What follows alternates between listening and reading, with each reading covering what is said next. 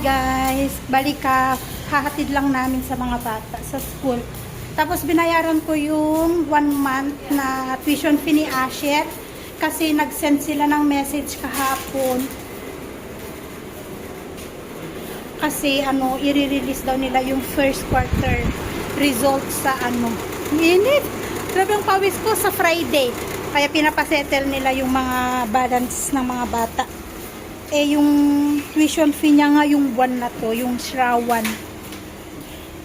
Kaya yun ang binayaran namin, isang buwan lang. Kasi bago nag-exam, nagbayad din kami. Dumaan kami dito sa supermarket guys, kasi wala kami nung sponge, panghugas ng pinggan. Nung kahapon, gusto ko sanang magpalit, kaya lang wala akong makita sa cabinet namin. Kaya yun, dumaan na kami dito. Alam ko nandito yun. Ay, section. At saka yun, dishwashing liquid. Ayaw niya bumili dun sa nung nakaraan. Kasi how much? Oo nga, 295 lang. And the barbecue, little bigger this 295 lang siya. So kung dalawa ang bibil, that one, the big one, the 2 liters. This one? This one? Same. This one. Ay, oo nga. How many liters is that? Maybe 2 liters. 1 liter. 1 liter, 195. Nasanay kami bumili sa wholesale. Kaya nung pumunta kami doon, medyo nagulat si Asis sa price kasi kasi dito sa wholesale, kung ano lang yung... Yeah, there. You want the blue? Kahit ito. Kasi may lagayan kami dun, di ba? May lagayan kami. Oh. How much? 690.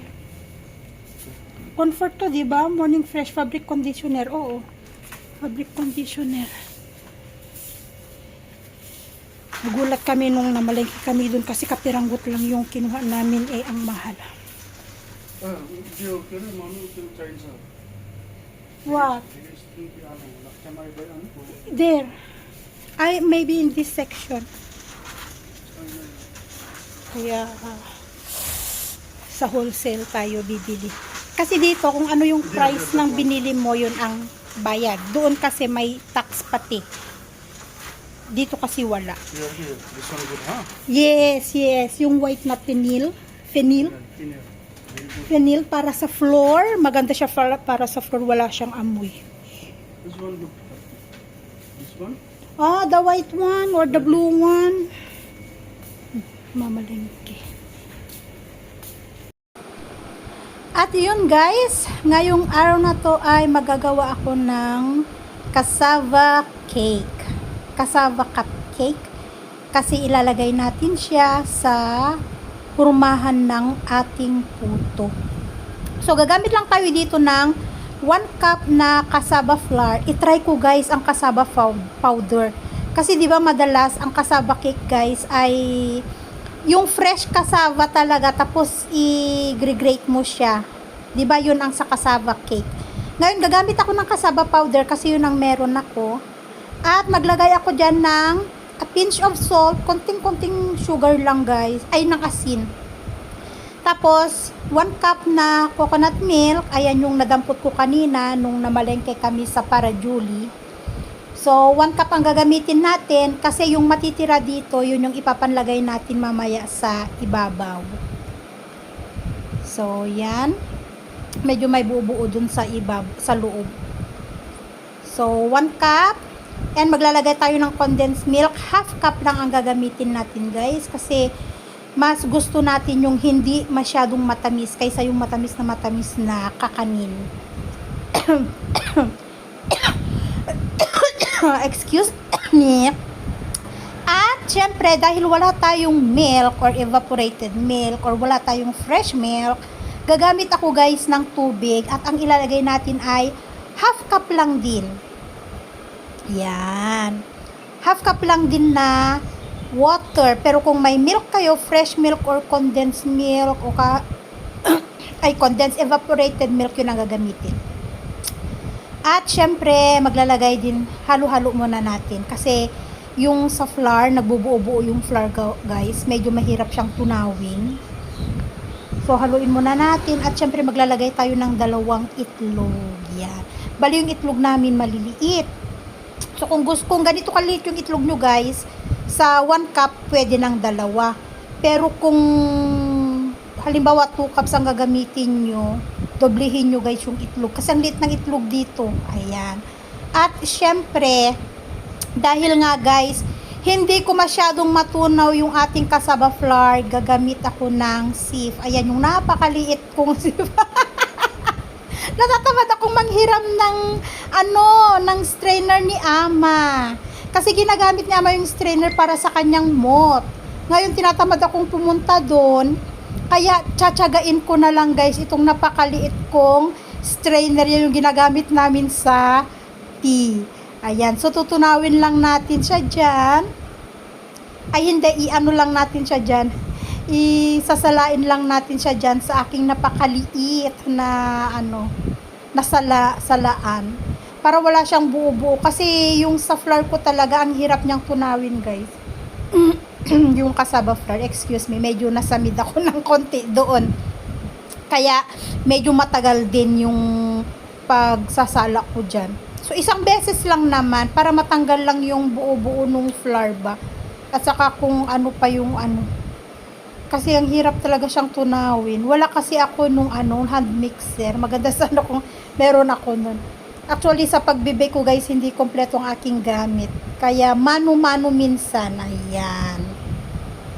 And syempre, nag-start na rin akong magpakulo ng tubig. Kasi nga, lulutuin ko siya, i-steam ko siya. At after ko siyang i-steam, pag naluto na silang lahat, tapos maglalagay na ako ng gata sa ibabaw, tapos saka ko naman siya isasalang sa microwave. Ay, sa ating oven.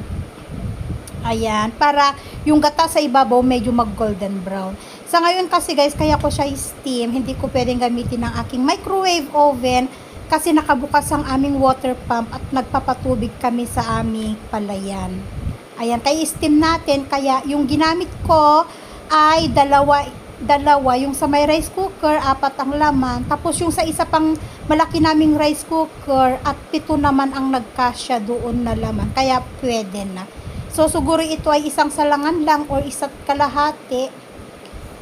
Kasi ang nagawa ko guys, sa aking cassava cupcakes ay 17 pieces. Ayan o, diba? Ang tagal ko. Ang tagal kasi kung hiniram ko sana yung ni Ama, yung salaan ni Ama, ang bilis lang sana kaso tinamad nga ako. Alam nyo naman. At saka dito sa aming kusina guys, lalo sa ganitong panahon ay napakainit talaga. Actually, tumatagaktak ang pawis ko habang sasala dyan ng ating mixture. So, ayan na nga. Keep on watching guys. At malapit na. Nagpakulo na rin ako ng tubig para sa paglulutuan natin ng ating cassava cupcake. O, diba? So, after nyan, ayan na siya, Yan. At eto, 4 na star sa isang maliit na rice cooker at 7 naman doon sa may malaking rice cooker. So, start na tayong maglagay at kumukulo na yung ating tubig.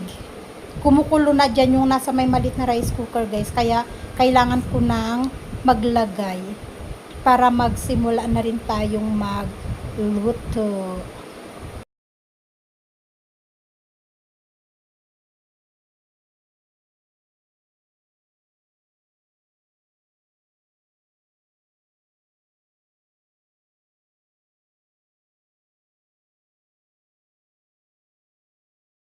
Hi guys! So, eto na lahat yung 1 cup na cassava flour. So, 17 pieces siya, pero kung nakikita nyo, hindi siya masyadong puno. Naluto na natin siya lahat guys. Ayan, eto yung nahuli, yung padilog. Ngayon, ang next na gagawin natin ay maglalagay tayo ng gata sa ibabaw. Tapos, ilalagay natin siya sa oven. para mag golden brown lang ba siya sa kanyang ibabaw, para eto na yung ating magiging cassava cupcake. So maglagay lang tayo ng konti. Wala akong cheese, guys. Masarap sana kung may cheese, pero dahil wala akong cheese, ano lang, coconut milk lang yung ating ilalagay sa ibabaw ng ating cupcake. Yan. So, ganito siya. Tapos, ilalagay natin siya sa ating oven. Hindi ko alam kung ilang minuto, pero tignan na lang natin hanggang sa mag golden brown. Hanggang sa maluto yung coconut milk dito sa ibabaw. Sana wag mapanis hanggang bukas. Kasi ito yung ipapabaon ko na kay Asher. Actually, try lang sana siya.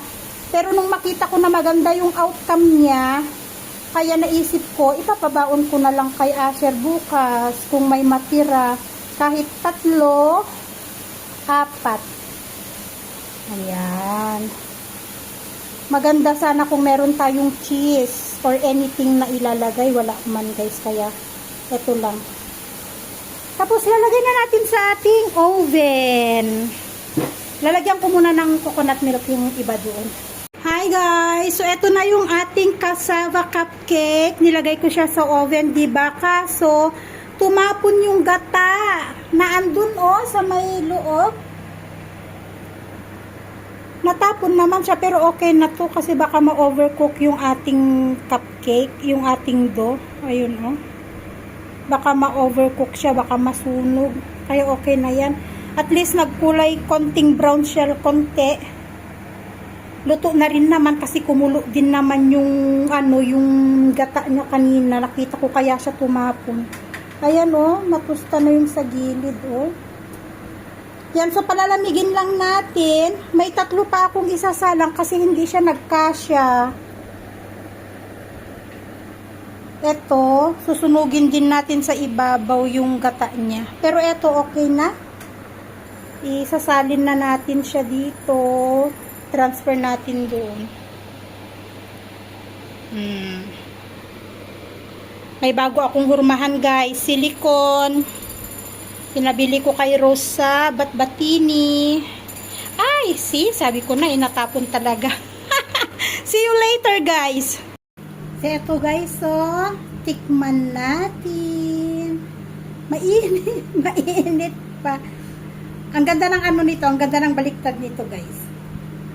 Flower. Sunflower. Kaso mainit wait lang. Yung isa kunin natin. Mainit din. Ay, ito na lang. Ay, sayang hindi. Bilog kasi to. Hindi nyo makita yung style. Ito na nga lang. Tingnan nyo. Ay, ang init. Ahuhu. Tingnan nyo, guys. Ay, nahulog. Ayan. Ayan. Ang ganda ng hurmahan ko. Mainit talaga siya. Flower. Tikman natin.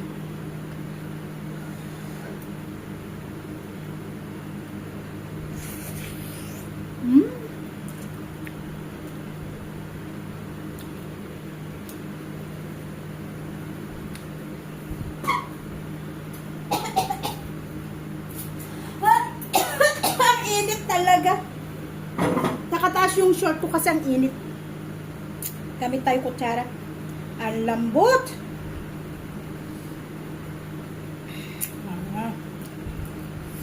Mag-init pa talaga. Grabe ang pawis ko. Damit ko. Basa. Nagpadagdag lasa yung gata sa ibabaw.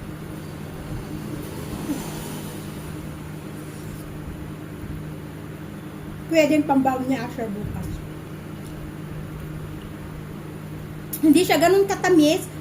Hindi ako naglagay ng asukal. Half cup pa ng condensed milk lang ang nilagay ko. Kasi 1 cup lang yung ginamit natin. Hindi siya matamis.